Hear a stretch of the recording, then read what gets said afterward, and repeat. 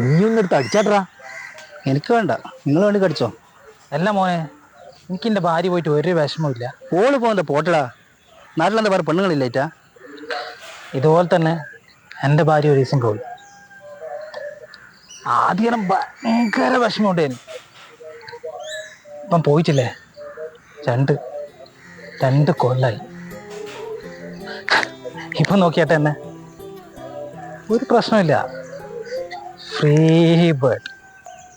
എനിക്ക് പിന്നെ അതില് കുട്ടികളൊന്നും ആയിട്ടില്ലല്ലോടാ. ഇവൻ അതുപോലെ അല്ലല്ലോ.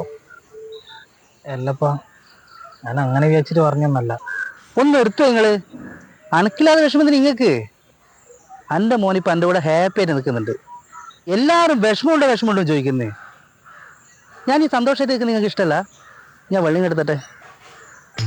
അങ്ങനെ കുടിച്ചങ്ങ് തീർത്തൂടല്ലേ വെള്ളം.